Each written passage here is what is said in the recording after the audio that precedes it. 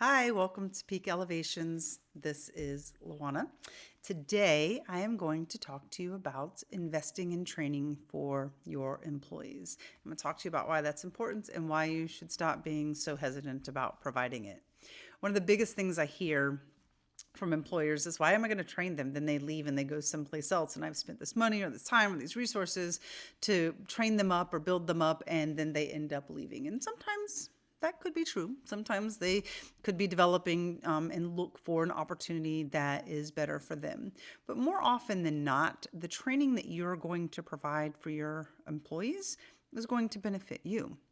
You're going to provide training or opportunities for training that are going to fall within your wheelhouse, right? So if you are a law firm, you're not going to provide training on how to bake a cake, right? It's always going to be something that's going to be in your wheelhouse. It's going to be something that's going to help your organization grow or develop or continue to build upon what you've set up in your strategic planning. So the training is going to be meaningful and it's going to be relevant to what you're trying to accomplish. But employees, there's two sides of this. Employees who want to continue to develop are the best types of employees to have, right? Because they want to learn more, they want to add more to your organization, they want to be a better employee. So you have to be able to give them the opportunities to evolve, to help keep up with your customer base, to help keep up with your growth efforts, to help keep up with their jobs. Jobs evolve, right? They change all the time. So you want to be able to give opportunities for employees to continue to learn, to grow, to evolve. But you also want to carve out training that is going to help your organization, right? So if you find that there are some areas in your workforce that you need to really focus on enhancing or beefing up some, training is a great opportunity that's going to help you and help your client base, or whatever element needs to be impacted, improve. um, you know Good trained employees are ones that want to see at the table, right? They want to take the information that they've learned and whatever training that you've offered them as a resource, and they want to use that to be a better employee, a better resource, a better contributor, a better innovator for you and your organization.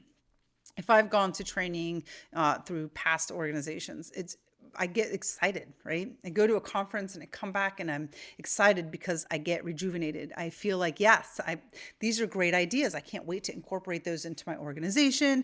And I get to inject a healthy dose of something new, something meaningful, and something enthusiastic. And that's just as the person getting the training, right? So the people that I lead get the benefit of having some of these really great initiatives brought into our workplace, or just a good resource for how to do something better. I think that onboarding training is exceptionally important also, and we'll talk about that in a separate episode, because I think that there are elements to that that are very significant to the success of the lifespan of your employee and the engagement of your employee. But right now, I'm just talking about training that happens throughout the duration of their tenure with your organization.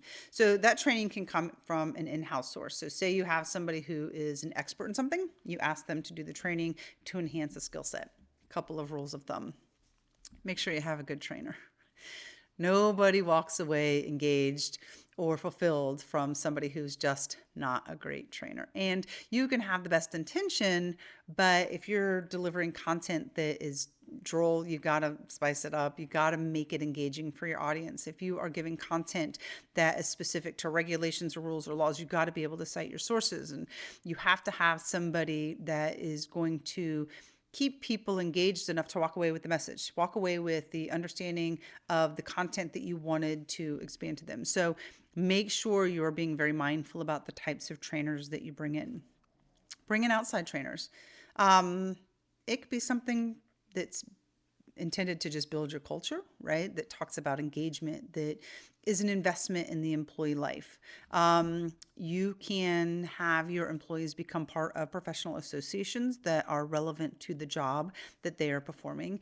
And a lot of times, those organizations offer training and content that's specific to your industry. So you get the benefit of them networking with other great people, which can be really, really helpful in your recruiting efforts. But also they can bring, current changes in your industry back to you. They can bring innovations in software back to you. They can bring innovations from ideas from, similar businesses back to your organization. So their participation in that organization, really the intent is to help continue to build and strengthen your business. So it's not an effort of just throwing away money so that this employee can go to a lunch once a month. Generally speaking, if they're picking the right organizations, they're going to come back with content that's going to be meaningful for your organization, meaningful for their role, and meaningful for your business and your client base. So I definitely encourage you to invest in training. And the same thing goes for, a lot of organizations have different levels of employees. So you have more senior employees, and you have more entry level employees. Uptrain those folks, right? If you hired them, if you engaged in the recruiting process that I encourage, and you're finding the person that is the right fit for your organization, you are finding the person that's going to bring engagement and innovation, no matter like what role they're in. There's never a role that's unimportant in your organization. And if you think there is, then you should also rethink that as well, right? Everybody brings a value. You're paying them. They're bringing a value to your organization. So capitalize on what you can use internally. How can you train up some of the employees that you have? A lot of times people want to come into an organization and learn.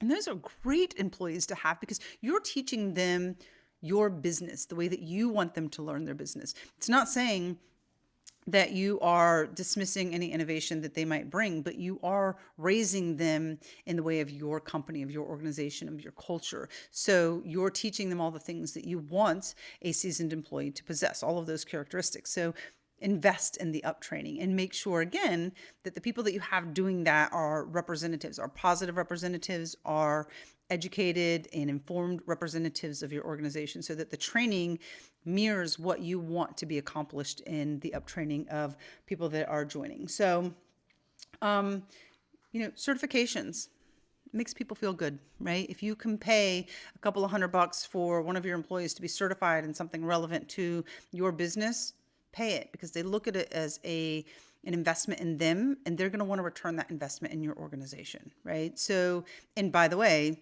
it enhances their skill set, and that's what you want. You want your employees to always stay current and always be as well placed in the industry as they can be. And that can't happen without exposure to different types of training, whether it's seminars, whether it's online, whether it's being part of an organization, whether it's annual conferences. Those are great resources for your employee to continue to develop and build.